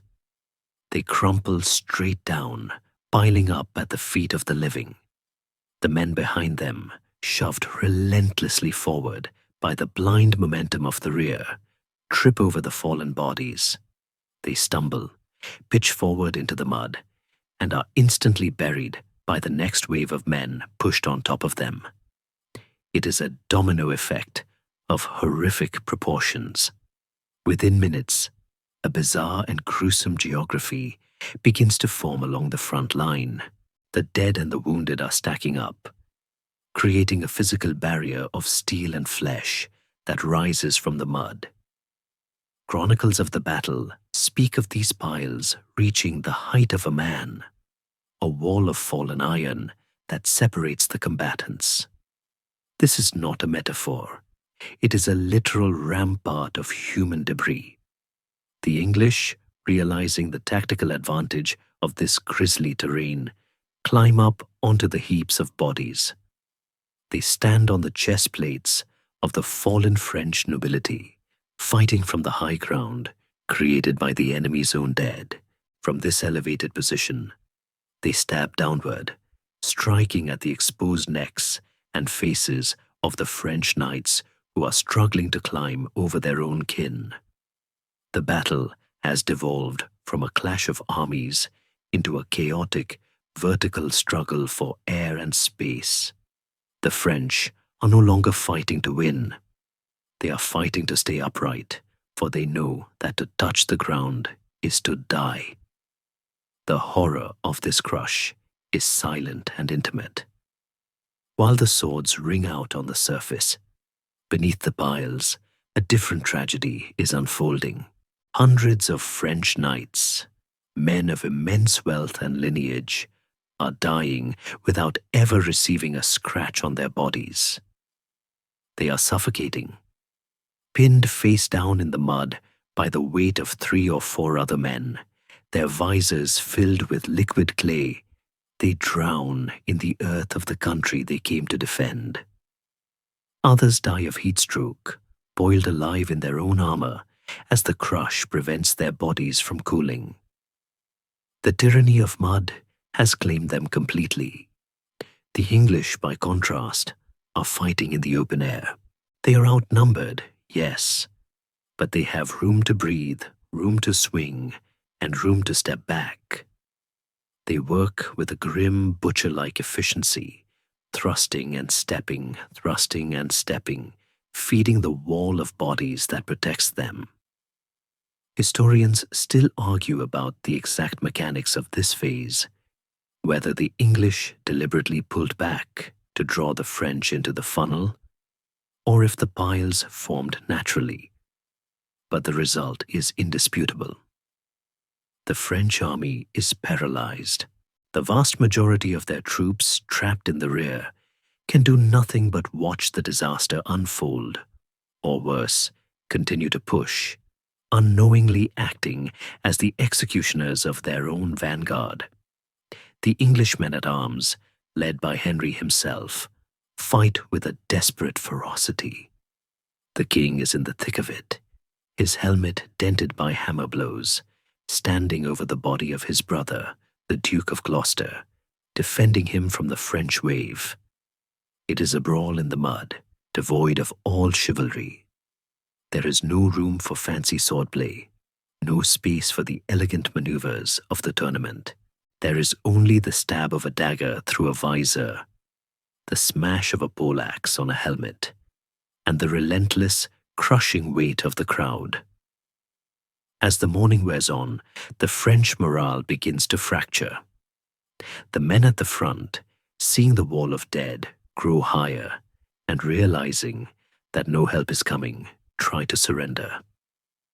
They raise their gauntleted hands, shouting their names and the value of their ransoms. I am the Count of so-and-so. I am worth 10,000 crowns. But in the heat and noise, and with the English blood up, many of these pleas go unheard or are answered with a blade. The sheer scale of the captives presents a new problem. The English are taking so many prisoners that they threaten to outnumber the captors. But before that danger can fully materialize, the nature of the English attack changes again. The archers, who have been watching from the flanks, see the French knights immobilized, trapped like beetles in a jar. They see the exhaustion. They see the vulnerability. And so they drop their bows. They pick up the tools of their camp life.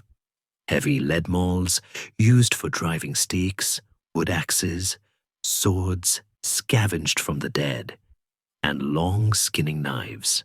With a shout that must sound like the baying of wolves, the light infantry of England surges out from behind the stakes and charges into the heavy infantry of France. The soft troops are attacking the hard troops, a reversal of every military convention of the age. The final humiliation of the French knighthood is about to begin. The wall of fallen iron has broken their back. Now the archers are coming to break their spirit, the moment the English archers abandon their bows and surge into the melee marks the precise instant where the Battle of Agincourt ceases to be a contest of military tactics and transforms into a chaotic, brutal dismantling of a social order.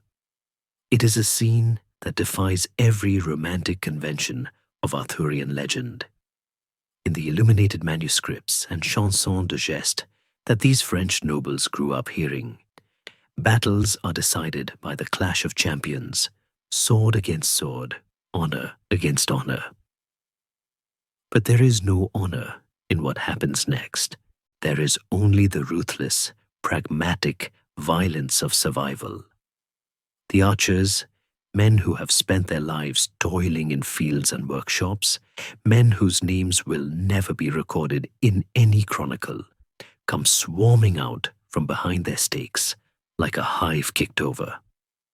They are not clad in shining steel.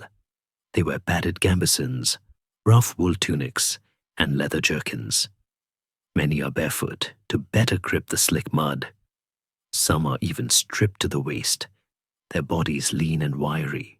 They look like beggars compared to the golden lords they are attacking, but in the sucking clay of the battlefield, their poverty is their greatest armor. They are light. They are fast. While the French knights are drowning in their own equipment, struggling to lift a foot without losing their balance, the archers move with the agility of dancers, stepping lightly over the dead, darting in and out of reach, striking and vanishing before a heavy gauntlet can be raised in defense. The weapons they carry are not the tools of war, but the tools of labor turned to grim purpose. The most terrifying of these is the lead maul, a heavy, long-handled hammer used just hours ago to drive the wooden stakes into the ground. in the hands of a strong man, swung with a full overhand arc. A lead maul hits a helmet with force enough to concave the steel and shatter the skull beneath, without ever needing to penetrate the metal. The sound of these impacts begins to ring out across the field, a discordant series of dull, wet clangs that signal the end of ancient lineages. Other archers carry wood axes, hatchets, and the heavy falchion swords scavenged from the fallen. They fight not with the measured technique of the fencing school, but with the desperate, hacking fury of a street brawl. They swarm isolated knights like packs of wolves taking down an exhausted bison. One archer might hook a knight's leg with an axe handle to trip him, sending him splashing face down into the mire. Two others then leap upon his back, driving daggers through the visor slits or the mail at the groin and armpit. It is efficient, intimate, and horrifyingly unheroic. The French knights, encased in their rigid suits, are designed to fight enemies at eye level. They are helpless against men who are scrambling around their waists and knees, attacking the joints of their armor like mechanics dismantling a machine. This phase of the battle represents a profound psychological shock for the French nobility. To be killed by a fellow knight is a tragedy, but an acceptable occupational hazard. To be bludgeoned to death in the mud by a peasant with a hammer is an indignity that shatters their understanding of the world. It is a violation of the great chain of being, the divine hierarchy that places them at the top. We can imagine the terror in the eyes of a duke or a count as he lies trapped in the mud, looking up not at a noble rival who might offer him mercy and a ransom, but at a grime-streaked face filled with the rage of a commoner who has been starving for weeks. The archers do not care about ransoms, not yet. They care about ensuring the man in the metal shell does not get up to kill them. They are fighting for their lives, and they fight with a savagery that stuns the observers. The French chroniclers writing later would describe this slaughter with a mixture of horror and disdain, unable to comprehend how the flower of chivalry could be cut down by such wretches. But the wretches are winning. They are driving the French back, not by pushing, but by killing everyone in the front rank so quickly that the ranks behind recoil in horror. The sheer congestion of the field continues to work against the French, as the archers carve into the flanks and front of the disorganized mass. The French knights in the center are squeezed even tighter. They are trapped in a crushing embrace of steel and flesh, unable to turn to face the new threat. The wall of fallen iron grows higher, a grotesque barricade of bodies that the English continue to exploit. The archers climb over the heaps of dead, leaping down onto the heads of the French below, using gravity as a weapon. The battle has lost all structure. It is a scrum, a riot in a tunnel. The flags that flew so proudly in the morning, the oriflamme, the banners of Alençon and Brabant, are now trampled into the bloody slush, invisible and useless. The Duke of Alençon, one of the few French princes to cut his way through to the English king, supposedly strikes the Duke of Gloucester, and even chips a fleuret off Henry's crown, a moment of almost mythic heroism, before he is instantly surrounded and hacked down by the king's bodyguard. There is no space for duels. Even the greatest gestures of bravery are swallowed by the mud and the mob. Historians still argue whether the archers' intervention was a spontaneous act of desperation, attacking because they were out of arrows and had no choice, or a calculated tactical move ordered by Henry once he saw the French were immobilized. But looking at the result, the intent matters less than the effect. The effect is total collapse. The French vanguard is effectively liquidated. Those who are not killed or trampled are taken prisoner, pulled out of the mud by the very men who were trying to kill them moments ago. And here, the weird economic reality of medieval warfare reasserts itself. As the immediate killing frenzy subsides, the archers and men-at-arms realize that the men they are fighting are walking bank vaults. A living duke is worth a fortune in ransom. A dead duke is just scrap metal. The slaughter slows, replaced by a surreal scene of capture.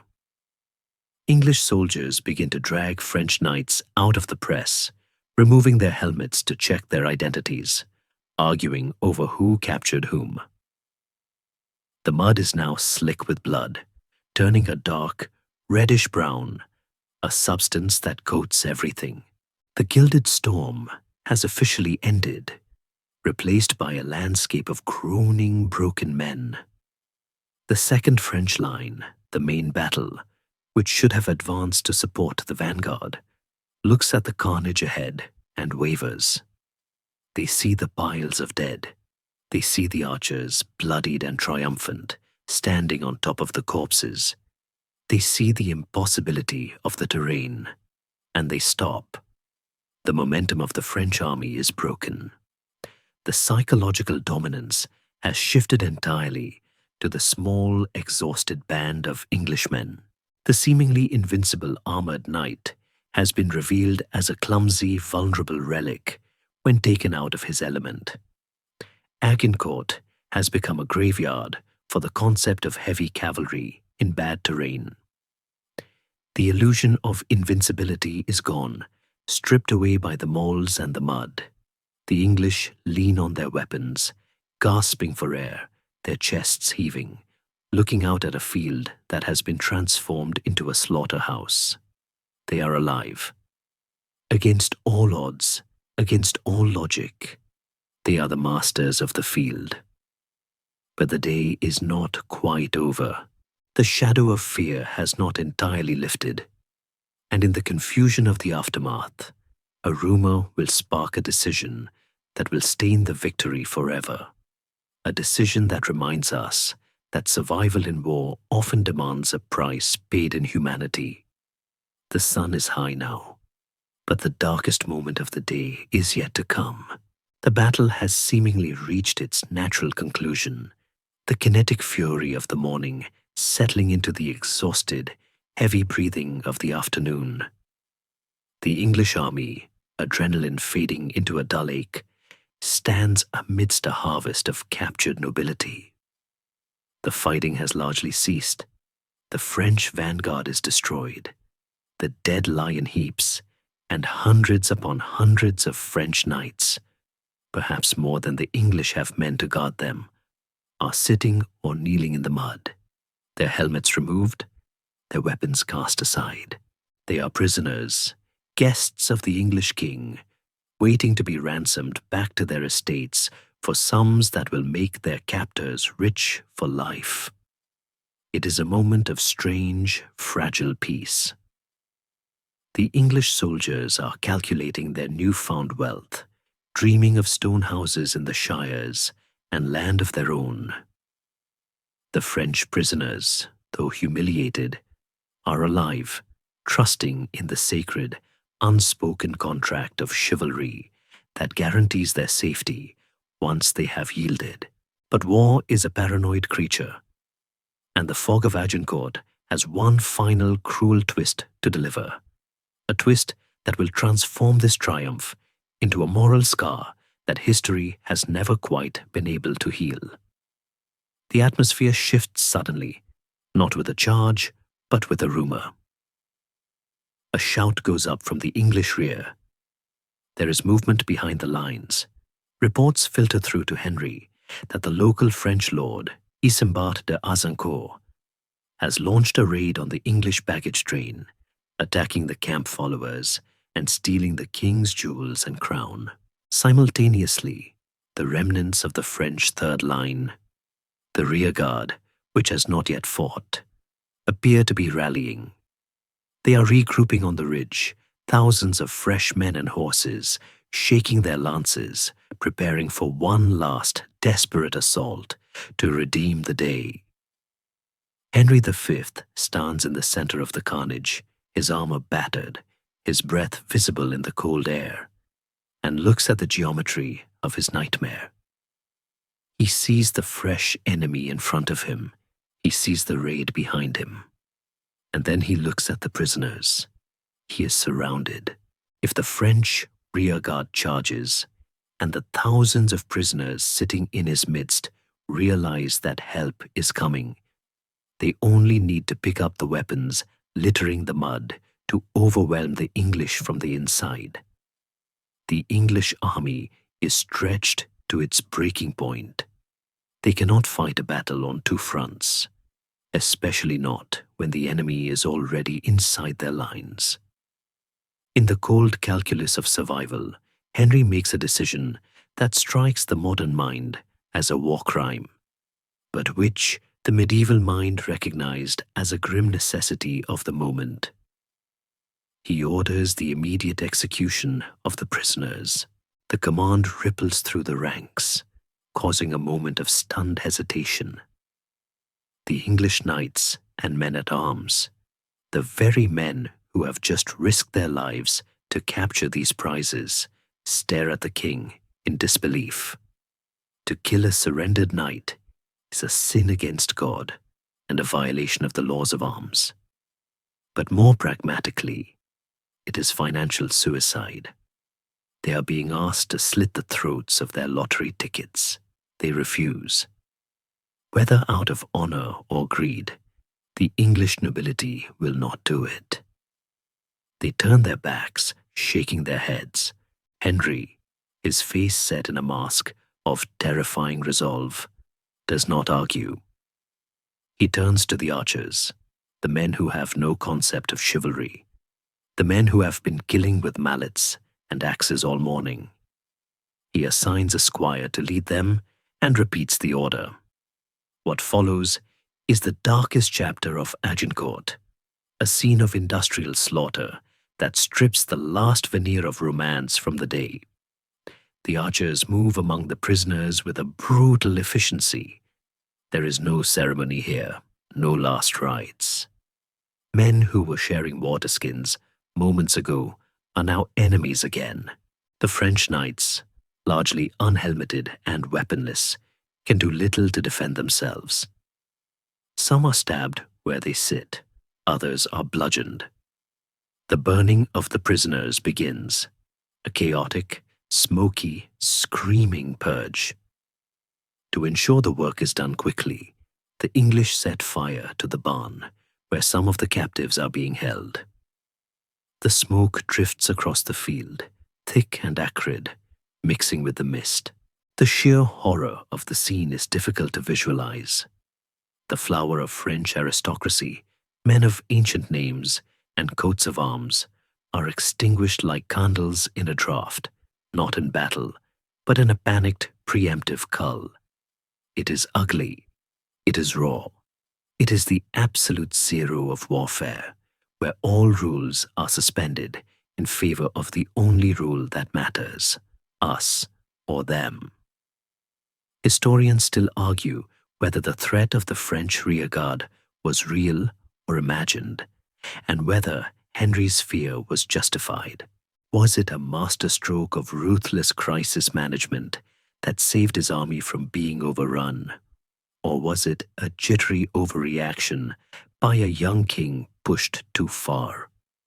The debate has raged for 600 years, but in that muddy field, the effect is immediate and undeniable. The French rearguard, watching from the ridge, sees the smoke rising. They see the prisoners, their brothers, cousins, and friends, being butchered in cold blood. The message is horrifyingly clear. There is no mercy here. If you attack, we will kill them all, and then we will kill you. The psychological blow is decisive. the will of the French rearguard evaporates. They are not witnessing a battle anymore. They are witnessing an extermination. The fresh troops, who could have turned the tide, dissolve. They turn their horses and ride away, leaving the field to the dead and the damned. Henry orders the killing to stop as soon as the threat recedes. The survivors, the highest-ranking dukes who were spared because their value was too immense to destroy, like the Duke of Orleans and the Duke of Bourbon, are shaken, staring at the bodies of their peers with the shell-shocked gaze of men who have looked into the abyss. The English army is silent again. The exhilaration of victory is dampened by the grim work they have just performed. The field is quiet, save for the crackle of the burning barn and the moans of the dying. The stain of Agincourt has been cast. Henry V has won his miracle, but he has paid for it with a decision that will haunt the narrative of his reign. He has shown the world that he is a great general, but he has also shown that he is a dangerous man, a king who places the safety of his crown above the codes of his caste. The sun begins to dip lower in the sky, casting long, distorted shadows across the churned earth. The English soldiers, exhausted beyond words, begin the slow process of regrouping. They are survivors of a catastrophe they inflicted. They strip the dead, not for souvenirs, but for survival. They take boots, cloaks, and weapons. They recover their arrows. The sheer amount of loot is staggering. The field is a gold mine of silver-gilt armor, jeweled swords, and heavy gold chains. But the men move slowly. The adrenaline crash is hitting them. They are cold, they are hungry, and they are surrounded by thousands of corpses that are beginning to stiffen in the twilight. The reality of what they have achieved is slowly sinking in. They have destroyed the French army. They have decapitated the French state. They have done the impossible. But as they look at the blackened ruins of the prisoner execution sites, they know that this was not a fairy tale. It was a job, a hard, bloody, dirty job that required them to leave their humanity at the edge of the field. The king rides across the battlefield one last time, his horse picking its way through the carnage. He meets with the French herald, Montjoie, who has come to seek permission to count the dead. It is a surreal, formal conversation held amidst a charnel house. To whom does the victory belong? Henry asks, a question that seems absurd given the landscape. To you, sire, the herald replies, to the King of England. Henry looks at the nearby castle, looming over the trees. What is that castle called? He asks. Agincourt, comes the reply. Then let this battle be known as the Battle of Agincourt, Henry declares. It is the act of naming the trauma, of pinning it to the map of history. The name is spoken and the event is sealed. The day is done. The English are masters of the mud, but as night falls, the ghosts of the unransomed dead begin to rise in the memories of the living, ensuring that while the glory will last forever, so too will the silence of the men who were ordered to kill when they should have been counting their coin. The victory is absolute, but it is not clean. It is painted in the grey of the brain and the red of the blood, a masterpiece of violence that leaves everyone, victor and vanquished alike, diminished by the setting sun. The English army does not linger in the graveyard they have created. There is no desire to camp another night among the twisted, stiffening forms of the fallen, nor to breathe the air that now hangs heavy with the copper tang of blood and the smoke of the burning barn. As the light fails on the evening of St. Crispin's Day, Henry V gives the order to march. The victors move out, a slow, winding column of exhausted men, leaving the scene of their miracle behind. They walk away from the mud, away from the woods of Tramecourt and Agincourt, their wagons groaning under the weight of looted armor and the high-value prisoners who stumble along in a daze of shock. The sound of the army fades gradually. The squeak of wheels, the clatter of hooves, the low murmur of men too tired to sing, until it is swallowed by the mist. And then the field is left alone. The silence that returns to this narrow strip of farmland is not the peaceful quiet of the morning. It is a heavy, sacred stillness, the kind that settles over a cathedral after a funeral. The landscape has been irrevocably altered. The plowed earth, once waiting for wheat, has been churned into a chaotic sculpture of violence, seeded with iron and bone. The local peasants, emerging cautiously from the forests and nearby villages, look out upon a scene that defies comprehension. A harvest of death so bountiful that it will take weeks to clear.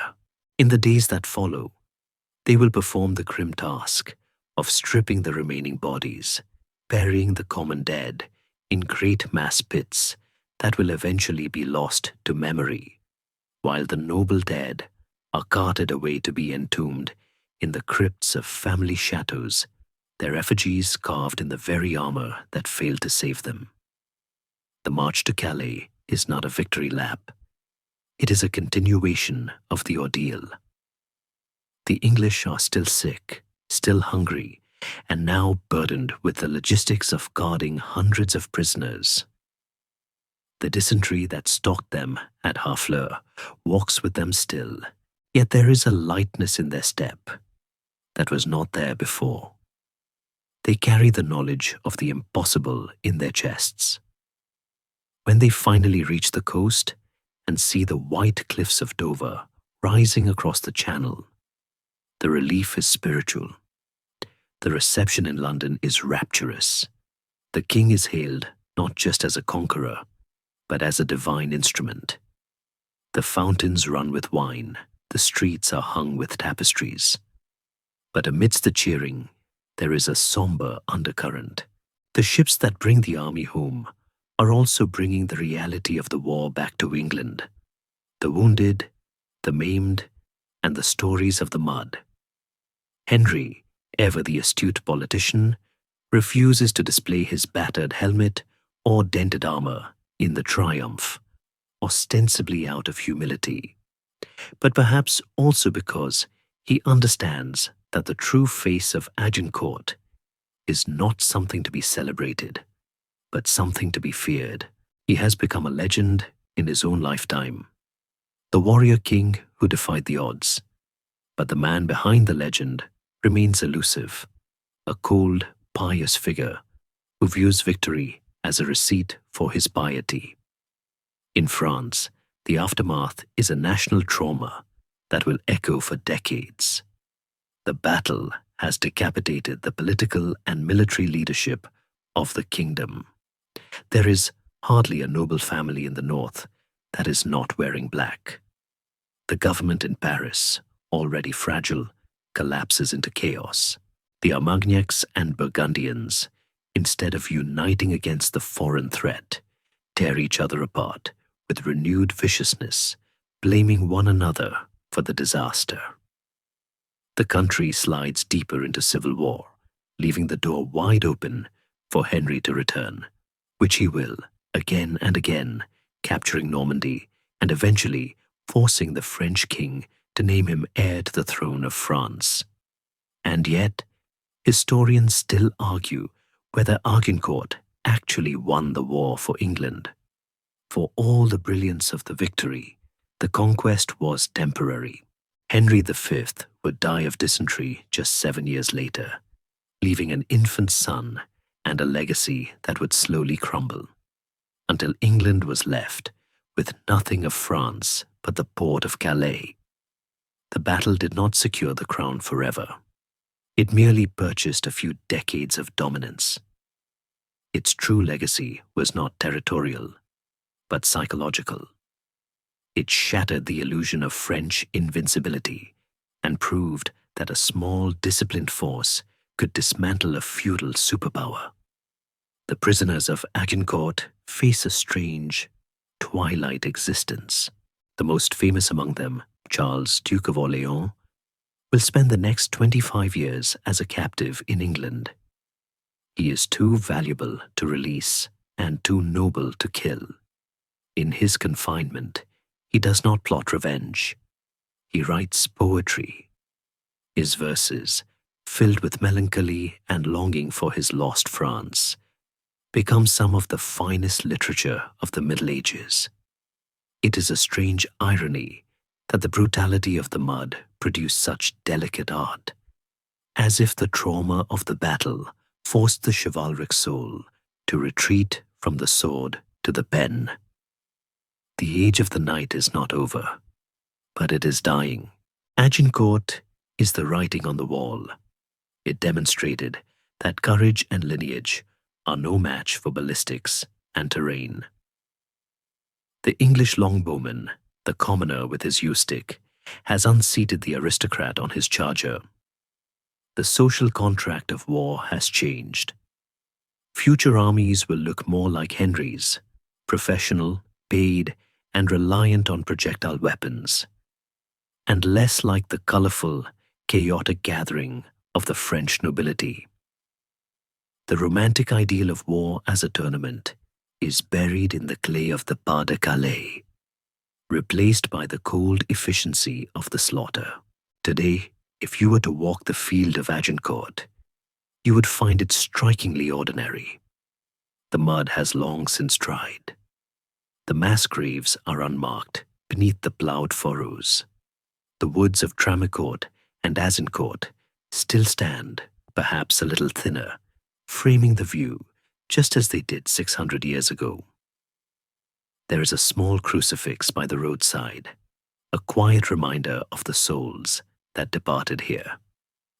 It is a peaceful place, smelling of damp earth and crops, the silence broken only by the passing of a tractor or the wind in the trees. It is hard to reconcile this tranquility with the screaming chaos of 1415. But if you stand there long enough, in the twilight, as the mist begins to rise from the hollows, you can almost feel the vibration of the ground. You can almost hear the rhythmic thrum of the bowstrings, the squelch of the iron-shod hooves, and the desperate gasps of men fighting for air. The history is there, locked in the soil, a memory that the earth refuses to let go. We leave the field now, stepping back from the edge of the woods, letting the darkness reclaim the landscape. The king is dead. The knights are dust. The bows are rotted. But the story remains, a whisper of how the world turned upside down on a wet Friday in October, reminding us that even the mightiest can fall when the ground beneath them gives way. The camera of our mind pulls back, rising higher and higher, until the battlefield is just a small, dark patch on the quilt of Europe, sleeping under the same indifferent stars that watched it all happen. The noise is gone. The lesson remains. The battle is over, and the history books have closed their heavy pages.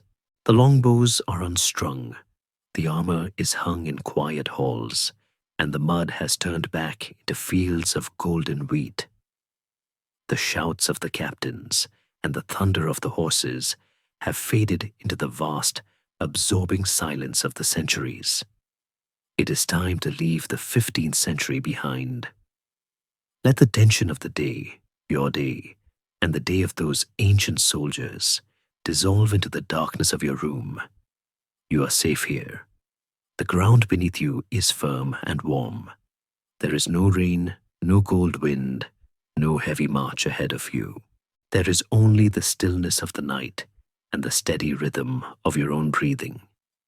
Imagine the timeline of history as a long, flowing river. We have dipped our hands into its currents, felt the cold water of the past, and now we step back onto the bank, watching it flow away, carrying its stories downstream into the mist. The figures of Henry, the French dukes, and the archers are drifting away, becoming smaller and softer, turning into starlight and shadow. They are at rest now, and so are you. Let your shoulders drop. Let your jaw unclench. Let the weight of your own armor, the worries, the plans, the lists, slide off you, leaving you light and free. The world will be there when you wake, but for now, it belongs to the quiet. Close your eyes, let the darkness wrap around you like a soft velvet cloak, and drift away. Sweet dreams.